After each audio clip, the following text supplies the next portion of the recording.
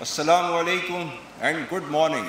For a soldier, no player exceeds witnessing commissioning of smartly turned out young cadets radiating immense energies and promise for a very bright future. Today's display of professionalism and discipline demonstrates that our sons and daughters are ready like always to ensure the security, peace, progress and prosperity of this great country. You are the center of our hopes, the sentinels of our skies, and the guarantors of our territorial integrity. You would be expected to live by the virtues of character, courage, and competence, and your conduct would mirror not only your personal ethos, but also that of your revered institution. You will shed your sweat and blood for the dignity of your motherland and will never hesitate to offer the ultimate sacrifice. I would like to quote our founding father, Muhammad Ali Jinnah, whose speech at this very academy on 13th April 1948 sums up the significance and the enduring mission of Pakistan Air Force.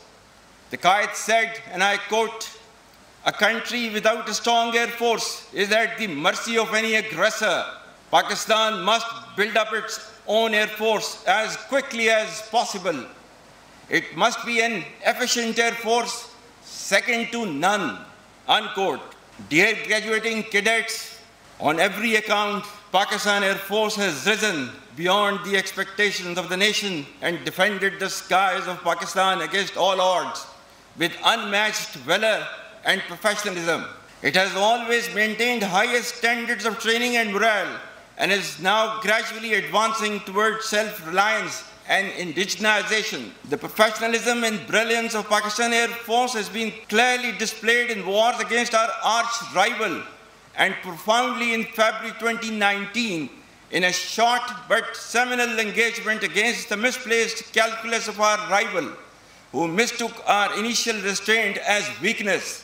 We shall never allow anyone to challenge our territorial integrity, sovereignty, and the security of our beloved homeland. I must also acknowledge that Pakistan Air Force deserves recognition for its immense contributions in war against terror and intimate support to the land and naval forces. Ladies and gentlemen, the respect for international norms and laws is eroding fast. Gaza war is the latest reminder of what might can bring about.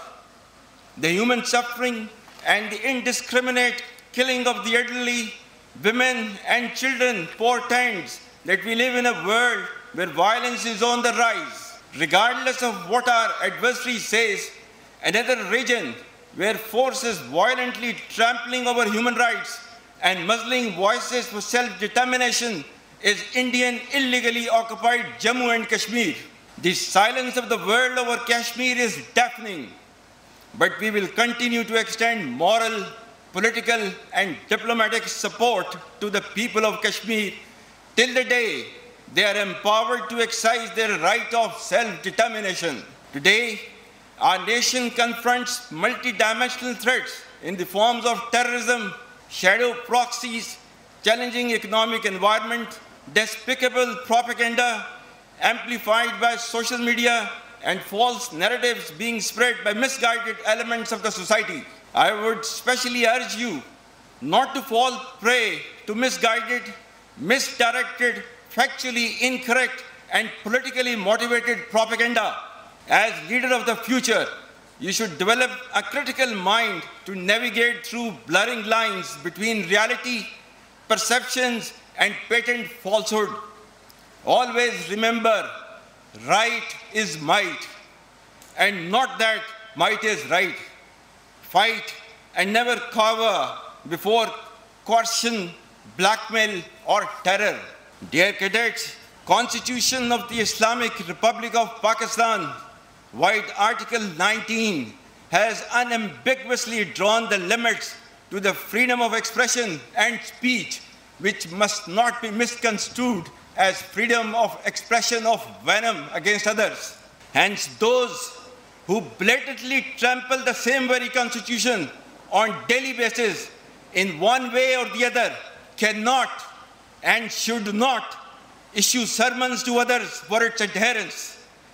We know our constitutional limits very well and expect from others to also know them well. Dear mentors, guardians and cadets, I commend you on this day, particularly the cadets who have put up an immaculate display. I pray and hope that you would uphold the glorious conditions of self-sacrifice, supreme confidence, and professional excellence that have been the hallmark of Pakistan Air Force.